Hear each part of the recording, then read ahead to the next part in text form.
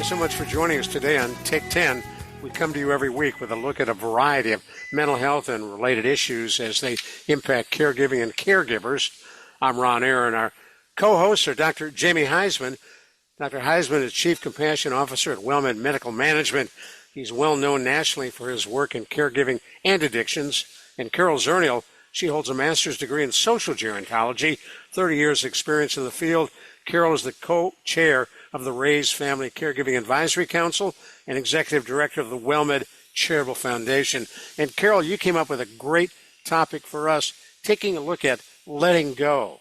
How do you let go relationships? How do you let go fears? How do you let go of all the baggage you bring into caregiving? Well, I'm fascinated by this thought of not taking everything with you through your whole life. I mean, all of us have baggage, and you just cannot carry through life all of the emotional baggage that you get from growing up, from working, and then add all that to caregiving. So, Jamie, talk a little bit about why we need to let go. Well, you just said it. I mean, I'm a trauma therapist, right, Carol? So I'm going to ask the audience then to go inside their bodies at this very moment and just feel your words. Your words are, I'm carrying baggage, I'm carrying boxes, I'm carrying weight, and think about that. If you're a caregiver listening, you are. I mean, it's a metaphor for our show, but it's real if you think of the weight you're carrying. So I believe, do we have to carry this weight? And are we doing this because we were reared to carry this weight? So I'll say the role of caregiving is wonderful. I mean, it's just amazing. But we do confuse this concept of getting rid of this baggage, or actually we'll call it letting go, because you and I talk about letting go. It doesn't mean that you're giving up yourself. It doesn't mean you're abandoning your responsibilities or neglecting the person. It doesn't mean, yesterday I had a client, that you're surrendering in that way. No, letting go, it just involves recognizing your limits of your control and understanding you can't always fix every situation, and that the power of saying, grant me the serenity to accept the things I cannot change, courage to change the things I can, and wisdom to know the difference is part of the caregiving experience. So recently we had someone on the show with Caregiver SOS on air talking about hoarding. Can we become hoarders of our own experiences or our past or our baggage? Storing it in your mind. Where we're just carrying all of those different things. I love how Ron had the metaphor storing in your mind. Ron, I go to my body and when I think of hoarding, I do think of my body all cluttered. I think of my mind all cluttered. So I think it's a great question, because in my clinical treatment of patients with obsessive compulsive disorder, let's say, because that's something we can all relate to. It means that basically you're out of control in your mind. You control your environment more. So I would ascertain if somebody's getting well, that they're actually washing their hands less, not more. And so hoarding is no different. So if you're out of control in your mind, you're probably always going to continue piling this baggage up in your head, not knowing that you don't have to do that. And it really reflects more our minds out of control than anything else. And so there is an essential thing that we need to understand on this journey, that to let go, are things that you got to do. I mean, letting go is a mindset that you can free yourself from the burden. You don't have to hoard. You don't have to be out of control in your mind. And you can factor that in as you take care of your loved one. Do you know you're storing all of that in your mind? Is it something that you'd be aware of? Well, without a doubt, the mind and the body are inextricably bound up. So you'll get the headaches, you'll sleep, poorly, your inflammation in your body, your adrenal glands, your cortisol will be on high alert. All these things are happening because the mind and body are connected.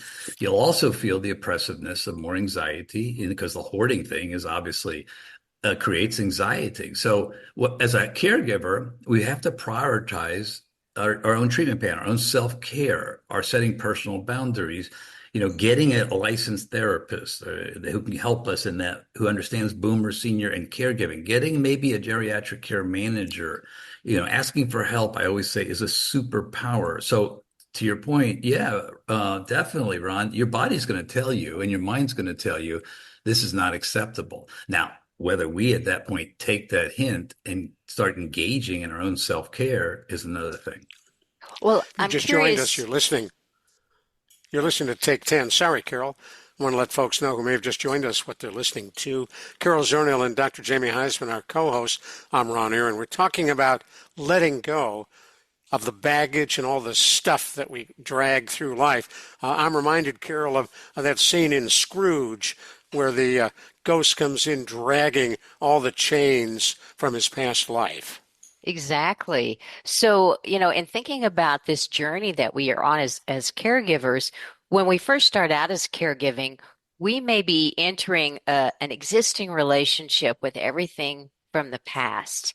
And then at some point, when our caregiving journey is over, we may be transitioning back to a life, but we've had this experience, and you can even thinking about some have PTSD almost, if it's been very traumatic, or it could have been very, very fulfilling. Well, So are there places we consciously might want to stop and go, whoa, I need to let go of some of this stuff? yeah, no, definitely. One of the things I'm going to be doing here in South Florida eventually is these 5-day programs for actual caregivers who have lost their loved one and feel that, because it's not just PTSD, which you're so right to say. It's you're triggering, and we don't need to get into clinical exercise, complex PTSD, which is really childhood PTSD. So all those ghosts and goblins that you weren't able to get in touch with are now on high alert and on steroids because you just took care probably of the person who was most responsible for those ghosts and goblins, maybe your parent.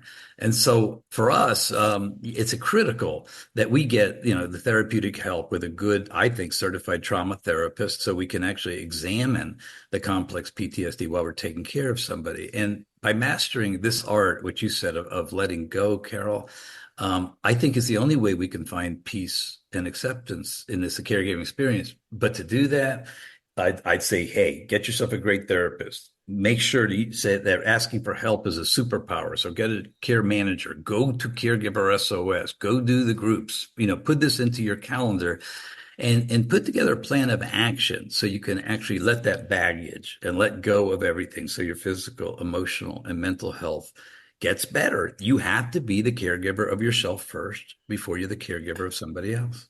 And Carol, where do folks find Caregiver SOS? So caregiversos.org is easy to find, and we've got all of our caregiver teleconnection sessions. We have some of the support groups and stress management classes, so it's a great resource. And Jamie, for the person who's looking for that kind of help, are you suggesting they can't do it on their own? I am suggesting why would we want to do it on our own? Doing it on our own is another baggage on top of us that Carol was describing, right? It makes us have to have the clinical wherewithal, the resources wherewithal. Again, I alone, if anybody ever heard this in the last political campaign, I alone can do it. No, that's not what you need to think as a caregiver. I alone cannot do it. Why would we want to do it alone with such amazing resources like what Carol's describing, I'm describing, with care managers and therapists? Put together a team. You're worth it. Well, and for those of us who are carrying maybe insults, injuries, sadness, a little bit of the past along the way, we might be surprised how different we feel when we set some of that down.